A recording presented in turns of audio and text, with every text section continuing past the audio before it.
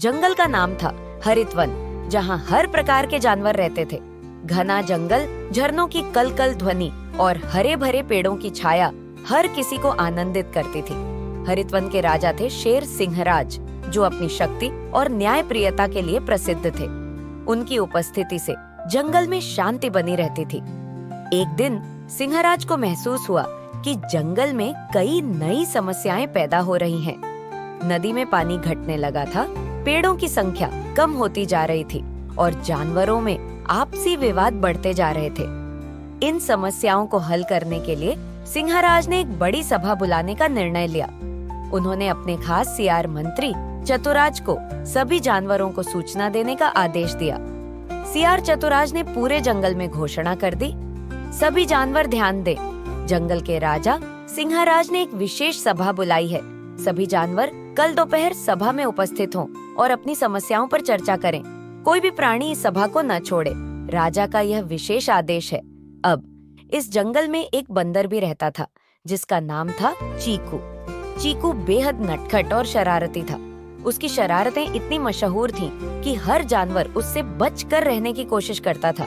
कभी वह पेड़ों पर झूलकर फल गिरा देता, तो कभी किसी जानवर की पूंछ खींचकर भाग जाता। सभा की खबर सुनकर चीकू ने सोचा, यह तो मजेदार होगा, राजा की सभा में कुछ धमाल मचाने का मौका मिलेगा। चीकू ने अपनी शरारतों की योजना बनानी शुरू कर दी। उसने तय किया कि वह ऐसा कुछ करेगा जिससे सभी जानवर हंस-हंस कर लौट-पोट हो जाएं। अगले दिन जंगल के बीचों बीच एक विशाल मैदान में सभा का आयोजन हुआ। सिंहराज ऊंचे पत्थर पर बैठे थे और उनके चारों ओर सुरक्षा में तैनात थे भयंकर चीते।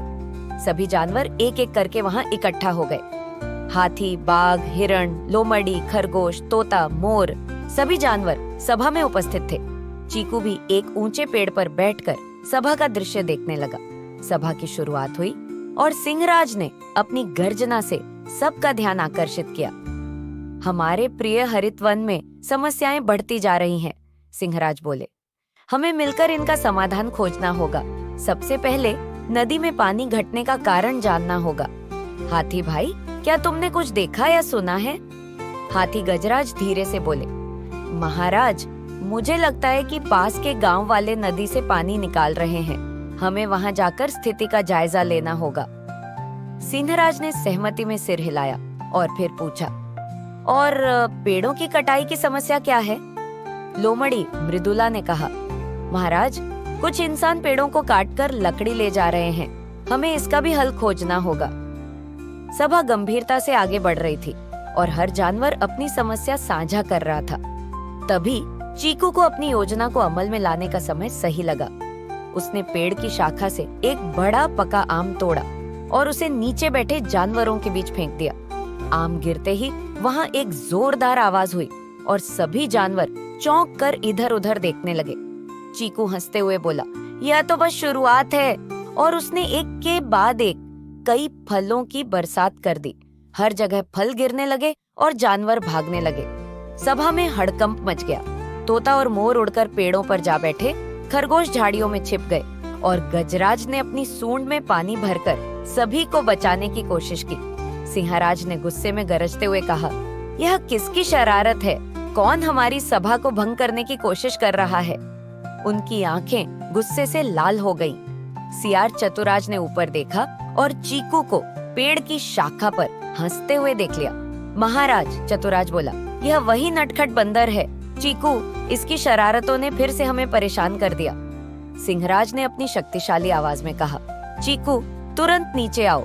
तुम्हारी यह शरारत अब और बर्दाश्त नहीं होगी। चीकू ने सोचा, अब तो फंस गया, पर मुझे कुछ तो करना होगा। वह धीरे धीरे पेड़ से नीचे आया और राजा के सामने खड़ा हो गया। उसकी चालाक आंखों में एक योजना चमक रही थी। उसने कहा, महाराज, मेरी शरारत का उद्देश्य बुरा नहीं था। मैं तो सभी को यह बताना चाहता था कि अगर हम अपने जंगल की समस्याओं को हल नहीं करेंगे तो यह हड़कंप हमेशा के लिए हो जाएगा। हमारी हरियाली, हमारी नदियाँ, सब कुछ खत्म हो सकता है। सभी जानवर चौंक गए। क्या यह बंदर सच में कुछ समझदारी की बात कर रहा था? सिंहराज ने थोड़ी देर सोचा और फिर बोले, चीकू, तुम्हारी बात में कुछ सच्चाई है, पर यह तरीका गलत था। सभा का माहौल बिगाड़ना उचित नहीं था। चीकू ने सिर झुकाकर कहा, महाराज, मुझे माफ कर दीजिए। मैं वादा करता हूँ कि आगे से अपनी शरारतें अच्छे उद्देश्य के लिए ही करूँगा, और अगर आप चाहें तो मैं जंगल के सभी जानवरों को मिलकर पेड़ लगाने और नदी की सफाई में मदद करूँगा। सिंहराज को चीकू की बातों में ईमानदारी दिखी।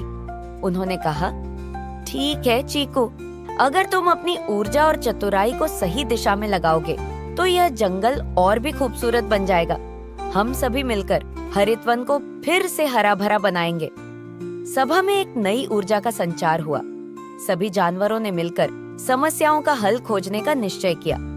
गजराज ने नदी की सफाई की जिम्मेदारी ली, मृदुला ने इंसानों से बात करने का काम संभाला और चीकू ने बच्चों के साथ पेड़ लगाने का अभियान शुरू करने की ठानी। अगले कुछ हफ्तों में हरित वन में एक बड़ा बदलाव देखा गया। चीकू ने अपनी शरारतें छोड़ दी और अब वह सभी जानवरों के साथ मिलकर जंगल की सेवा में जुट गया।